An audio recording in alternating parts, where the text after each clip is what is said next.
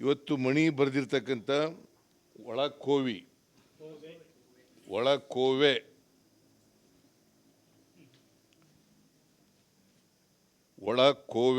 Doctor MS ಮಣಿಯವರು ಬರೆದಿರ್ತಕ್ಕಂಥ ಒಳಕೋವೆ ಪುಸ್ತಕವನ್ನು ಅತ್ಯಂತ ಸಂತೋಷದಿಂದ ಬಿಡುಗಡೆ ಮಾಡಿದ್ದೇನೆ.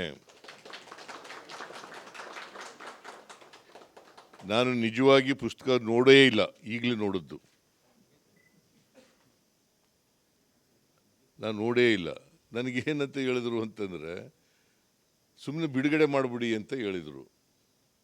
ಬಿಡುಗಡೆ ಮಾಡೋದಕ್ಕಾದರೆ ಮಾಡೋಣಪ್ಪ ಅಂತ ಹೇಳಿದೆ. ನನಗೆ ಇನ್ಫ್ಯಾಕ್ಟ್ ಗುಂಡೂರಾಯರು, ನಾನು ಹಿಂದೆ ಒಂದು ಫಂಕ್ಷನ್ ಒಪ್ಕೊಂಡಿದ್ದೀನಿ, ಗುಂಡೂರಾಯರು ಪ್ರತಿಮೆ ಉದ್ಘಾಟನೆ, ಆ ಫಂಕ್ಷನ್ಗೆ ಹೋಗ್ಬೇಕು ನಾನು.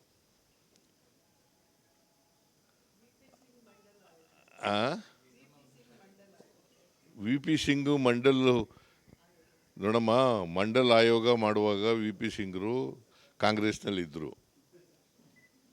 ಗೊತ್ತಾಯ್ತಾ? ಯಾವಾಗ ಮಂಡಲ್ ಆಯೋಗ ಆದದ್ದು? 77 ಜನತಾ ಪಾರ್ಟಿ ಅಧಿಕಾರದಲ್ಲಿದ್ದಾಗ. ಆಮೇಲೆ 80ರಲ್ಲಿ ಅದು ವರದಿ ಬಂತು, ಅದನ್ನು ಜಾರಿ ಮಾಡಲಿಲ್ಲ. VP ಸಿಂಗ್ರು 90ರಲ್ಲಿ ಪ್ರೈಮ್ ಮಿನಿಸ್ಟರ್ ಆಗಿದ್ದಾಗ ಇದನ್ನು ಜಾರಿ ಕೊಡ್ತೇನೆ ಅಂತ ಹೇಳಿದ್ರು. ಆದರೆ ನರಸಿಂಹರಾಯರು ಅದನ್ನು ಜಾರಿ ಮಾಡಿದ್ದು. VP ಸಿಂಗ್ ಅವರು ಮಂಡಲ್ ಕಮಿಷನ್ ವರದಿಯನ್ನು ಜಾರಿ ಮಾಡ್ತೀನಿ ಅಂತ ಹೇಳಿದ್ರು. ಅದನ್ನು ಜಾರಿ ಮಾಡಿದ್ದು ಯಾರು ಅಂತಂದರೆ ನರಸಿಂಹರಾಯರು. ಮಂಡಲ್ ಕಮಿಷನ್ ವರದಿ ಆಮೇಲೆ ಚಾಲೆಂಜ್ ಮಾಡಿದ್ರು, ಅದನ್ನು ಮಂಡಲ್ ಕಮಿಷನ್ ವರದಿಯನ್ನು ಚಾಲೆಂಜ್ ಮಾಡಿದ್ರು. 92ರಲ್ಲಿ ಸಂವಿಧಾನ ಪೀಠ ರಚನೆ ಆಯಿತು. 92ರಲ್ಲಿ ಸುಪ್ರೀಂ ಕೋರ್ಟ್ನಲ್ಲಿ ಅದನ್ನು ಚಾಲೆಂಜ್ ಮಾಡಿದ ಮೇಲೆ ಸಂವಿಧಾನ ಪೀಠ ರಚನೆ ಆಯಿತು. 9 ಜನ ಜಡ್ಜಸ್ ಇರ್ತಕ್ಕಂಥ ಒಂದು ಸಂವಿಧಾನ ಪೀಠ ರಚನೆ ಆಯಿತು. ಅದರಲ್ಲಿ ಜಾತಿ ಆಧಾರವಾಗಿ ಇಟ್ಕೊಂಡು ಮಾಡೋದು ಕೂಡ ಸರಿ ಅಂತ ಹೇಳಿ ಒಪ್ಪಿದ್ರು. ಆಗ ಸುಪ್ರೀಂ ಕೋರ್ಟ್ನವರು ಒಪ್ಕೊಂಡ್ರು, ಅಲ್ಲಿವರೆಗೆ ಒಪ್ಪಿರಲಿಲ್ಲ. ಬಿಕಾಸ್ ಹಿಂದೆ ಎಲ್ಲ ಏನಾಗಿತ್ತು, ಜಾತಿ ಆಧಾರವಾಗಿ ಇಟ್ಕೊಂಡು ಮಾಡೋಂಗಿಲ್ಲ ಅಂತ ಹೇಳಿತ್ತು. ಹಿಂದೆ ಎಂಥದ್ದು ಅದು ಬಾಲಾಜಿ ಕೇಸಲ್ಲಪ್ಪ, ಇನ್ನೊಂದು ಕಾಕಾ ಕಾಲೇಲ್ಕರ್ ಆಯೋಗದ ವರದಿ ಬಂದಾಗ ಆ ಗ್ರೌಂಡ್ ಮೇಲೆ ರಿಜೆಕ್ಟ್ ಆಗ್ಬಿಡ್ತು ಅದು ಜಾತಿಯನ್ನು. ಈಗ ಜಾತಿ ಸತ್ಯ, ವಾಸ್ತವ, ಅದು ಜಾತಿ ಇಲ್ಲದೇ ಏನೂ ಮಾಡೋಕ್ಕಾಗೋದಿಲ್ಲ. ಅದಕ್ಕೆ ವರ್ಗ ಬೇರೆ, ಜಾತಿ ಬೇರೆ. ವರ್ಗಕ್ಕೆ ಚಲನೆ ಇದೆ, ಜಾತಿಗೆ ಚಲನೆ ಇಲ್ಲ. ವರ್ಗಕ್ಕೆ ಚಲನೆ ಇದೆ, ಜಾತಿಗೆ ಚಲನೆ ಇಲ್ಲ. ಅದಕ್ಕೆ ಬುದ್ಧನ ಕಾಲದಿಂದ, ಬಸವಣ್ಣವ್ರ ಕಾಲದಿಂದ ಇವತ್ತಿನವ್ರಿಗೆ ಜಾತಿ ಹೋಗಬೇಕು, ವರ್ಗ ಹೋಗಬೇಕು ಅಂತ ಹೇಳಿದ್ರು ಕೂಡ ವರ್ಗನೂ ಹೋಗಿಲ್ಲ, ಜಾತಿನೂ ಹೋಗಿಲ್ಲ. ಎರಡೂ ಇದ್ದೇ ಇದ್ದಾವೆ. ಕಾರಣ ಯಾಕಪ್ಪ ಅಂತಂದರೆ, ಚಲನೆ ಸಿಕ್ಕಬೇಕಲ್ಲ ನಮ್ಮ ಸಾಮಾಜಿಕ ವ್ಯವಸ್ಥೆಗೆ, ಜಾತಿ ವ್ಯವಸ್ಥೆಗೆ ಚಲನೆ ಸಿಕ್ಕಬೇಕಲ್ಲ. ಈಗ ಮಣಿಯವರು ಸಾಮಾಜಿಕ ನ್ಯಾಯದ ಬಗ್ಗೆ ಬರೆದಿದ್ದಾರೆ. ಸಾಮಾಜಿಕ ನ್ಯಾಯ ಅಂದ್ರೇನು? ಎಲ್ರಿಗೂ ಸಮಾನ ಅವಕಾಶಗಳನ್ನು ಸಿಕ್ಕಬೇಕು. ಅವಕಾಶ ಸಿಕ್ಕದೇ ಇರೋದ್ರಿಂದ ಅಸಮಾನತೆ ನಿರ್ಮಾಣ ಆಯಿತು. ಎಲ್ರಿಗೂ ಸಮಾನ ಅವಕಾಶಗಳು ಸಿಕ್ಕಿದ್ವಾ? ಸಿಕ್ಕಿರಲಿಲ್ಲ. ಸಿಕ್ಕದೇ ಇದ್ದದ್ರಿಂದ ಅಸಮಾನತೆ ನಿರ್ಮಾಣ ಆಯಿತು. ಈ ಅಸಮಾನತೆ ಹೋಗ್ಬೇಕಲ್ಲ. ಅಸಮಾನತೆ ಸುಮ್ಮನೆ ಹೋಗುತ್ತಾ?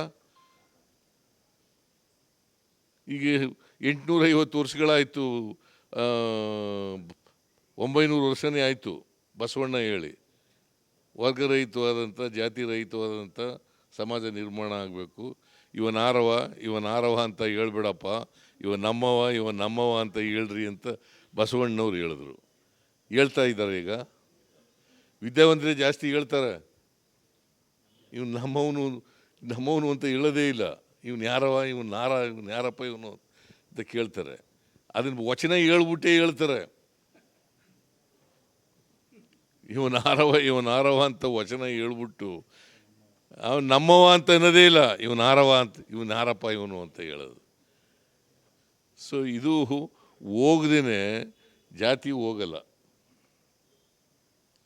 ವರ್ಗ ಹೋಗಲ್ಲ, ಜಾತಿ ರಹಿತವಾದಂಥ ಸಮಾಜ ನಿರ್ಮಾಣ ಆಗಲ್ಲ.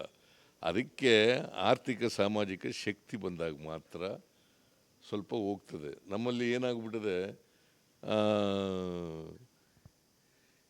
ಈ ಗುಲಾಮ್ಗಿರಿ ಮನಸ್ಥಿತಿ ಬೆಳೆದುಬಿಟ್ಟದೆ. ಭಾಳ ವರ್ಷ ಗುಲಾಮ್ಗಿರಿನಲ್ಲಿ ಇದ್ವಲ್ಲ ನಾವು, ಆಗ ಗುಲಾಮ್ಗಿರಿ ಮನಸ್ಥಿತಿ ಬೆಳೆದುಬಿಟ್ಟದೆ. ಆ ಮನಸ್ಥಿತಿ ಹೋಗ್ಬೇಕಲ್ಲ. ಒಬ್ಬ ಶ್ರೀಮಂತ ದಲಿತರವನು ಎಜುಕೇಟೆಡ್ಡು ಶ್ರೀಮಂತನಾಗಿದ್ದರೂ ಕೂಡ ಅವನು ಬಂದರೆ ಸಿಂಗುಲರ್ನಲ್ಲಿ ಮಾತಾಡಿಸ್ತೀವಿ. ಅದೇ ಒಬ್ಬ ಬಡವ ಮೇಲ್ಜಾತಿಯವನು ಬಂದರೆ ಬಹುವಚನದಲ್ಲಿ ಮಾತಾಡ್ತೀವಿ. ಸುದ್ದ ಬುದ್ಧಿ ಸ್ವಾಮಿ ಅಂತೀವಿ, ಇವನ್ನ ಏನಿಲ್ಲ ಅಂತೀವಿ. ಇದು ಗುಲಾಮ್ಗಿರಿ ಮನಸ್ಥಿತಿ. ಇದು ಹೋಗ್ಬೇಕಲ್ಲ.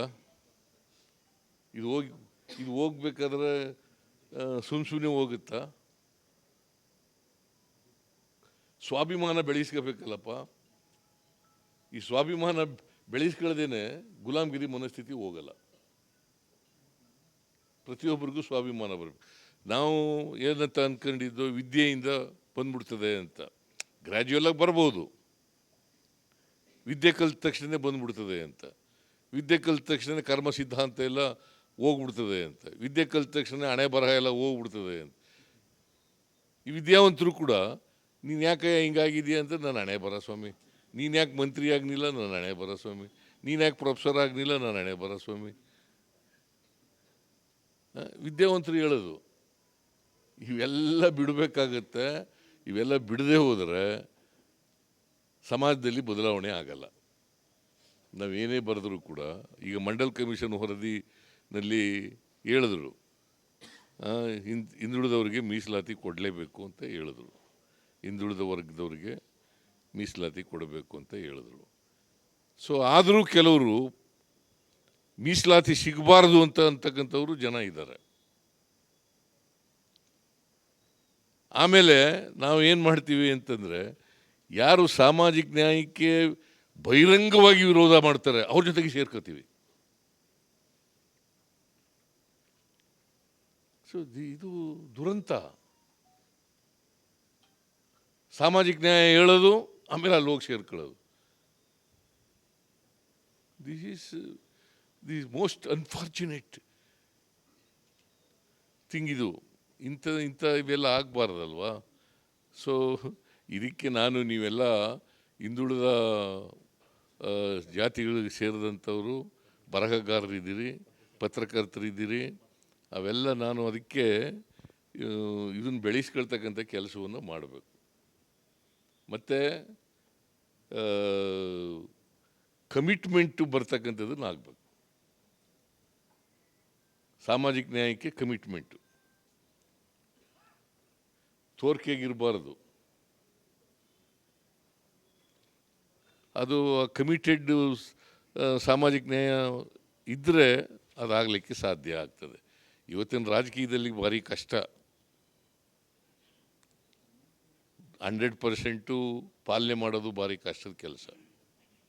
ಬಿಕಾಸ್ ವ್ಯವಸ್ಥೆ ಇದೆಯಲ್ಲ, ಆ ವ್ಯವಸ್ಥೆ ಈ ಸುಧಾರಣೆಗೆ ವಿರುದ್ಧ ಇದೆ.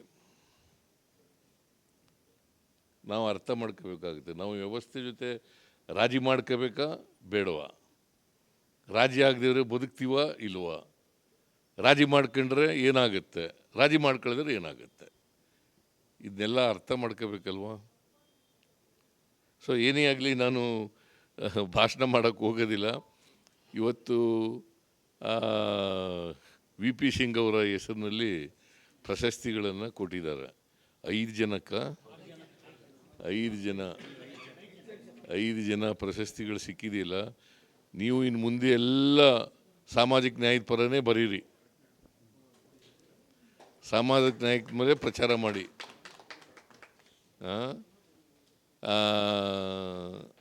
ನಿಮ್ಮೆಲ್ರಿಗೂ ಕೂಡ ಅಭಿನಂದನೆಗಳನ್ನು ಈ ಸಂದರ್ಭದಲ್ಲಿ ಹೇಳಲಿಕ್ಕೆ ಬಯಸ್ತಾ ಇದ್ದೇನೆ.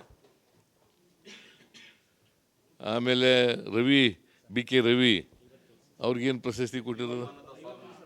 ಜೀವ 50 ವರ್ಷ ಆಯ್ತಾ? ಹಾಂ, ಪ್ರಥಮ ಲೇಖನ ಬಂದಿದ್ದು 75ರಲ್ಲಿ, 50 ವರ್ಷ ಆಯಿತು. 15 ವರ್ಷ ಮೀಡಿಯಾ, 35 ವರ್ಷ ಪ್ರೊಫೆಸರ್ ಗಿರಿ. ಹಾಂ, ವೆರಿ ಗುಡ್. ಜೀವನ ಸಾರ್ಥಕ ಮಾಡ್ಕೊಂಡಿದ್ದೀರಿ. ಇನ್ನು ತಮ್ಮ ಆಶೀರ್ವಾದದಿಂದ ನನ್ನ ಆಶೀರ್ವಾದ ಏನಿಲ್ಲ ಇದಕ್ಕೆ. ನೀವೆಲ್ಲ ನಿಮ್ಮ ಸಾಧನೆಗಳಿಗೆಲ್ಲ ನನ್ನ ಆಶೀರ್ವಾದ ಏನಿಲ್ಲ. ಹಾಂ, ಏನೇ ಆಗಲಿ ಅವ್ರಿಗೂ ಕೂಡ ಅಭಿನಂದನೆಗಳನ್ನು ಹೇಳಲಿಕ್ಕೆ ಬಯಸ್ತಿದ್ದಾನೆ. ಅವರೆಲ್ಲರೂ ಕೂಡ ಅವರವ್ರ ಕೆಲಸದಲ್ಲಿ ಇನ್ನೂ ಹೆಚ್ಚು ಸಾಧನೆಯನ್ನು ಮಾಡಲಿ ಅಂತೇಳಿ ಹಾರೈಸಿ ಮಣಿಯವರಿಗೆ ಧನ್ಯವಾದಗಳನ್ನು, ಕೃತಜ್ಞತೆಗಳನ್ನು ಹೇಳಿ ಅವರು ಇನ್ನೊಂದಷ್ಟು ಸಾಹಿತ್ಯ ಕ್ಷೇತ್ರದಲ್ಲಿ ಹೆಚ್ಚು ಕೆಲಸ ಮಾಡಲಿ. ಸಾಮಾಜಿಕ ಕಾಂತರಾಜ್ ಹೇಳಿದ್ರು ಹಸಿವಿನ ಬಗ್ಗೆ ಭಾಳ ಬರೆದಿದ್ದಾರೆ ಅಂತ.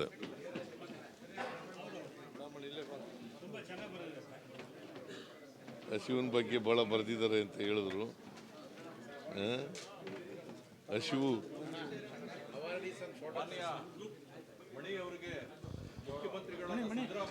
ಸೊ ನಾನು ಅವರಿಗೆ ಧನ್ಯವಾದಗಳ ಜೊತೆಗೆ ಅಭಿನಂದನೆಗಳನ್ನು ಕೂಡ ಹೇಳಲಿಕ್ಕೆ ಬಯಸ್ತೇನೆ. ಕರ್ನಾಟಕ ರಾಜ್ಯದ ಹಿಂದುಳಿದ ಸಮುದಾಯಗಳ ಧೀಶಕ್ತಿಯಾಗಿರುವಂಥ ಮಾನ್ಯ ಮುಖ್ಯಮಂತ್ರಿಗಳು ಇವತ್ತು ಒಳಕೋವೆ ಪುಸ್ತಕವನ್ನು ಬಿಡುಗಡೆ ಮಾಡಿ ವಿ.ಪಿ. ಸಿಂಗ್ ಪ್ರಶಸ್ತಿಯನ್ನು ಪಡೆದಂಥ ಎಲ್ಲ ಸಾಧಕರಿಗೆ ಅಭಿಮಾನದ ಅಭಿನಂದನೆಯನ್ನ ಸಲ್ಲಿಸಿದ್ದಾರೆ. ಮಾನ್ಯ ಮುಖ್ಯಮಂತ್ರಿಗಳಿಗೆ ಕರ್ನಾಟಕ ರಾಜ್ಯ ಹಿಂದುಳಿದ ವರ್ಗಗಳ ಮಾನ್ಯತೆ ಪಡೆದ ಸಂಪಾದಕರು ಮತ್ತು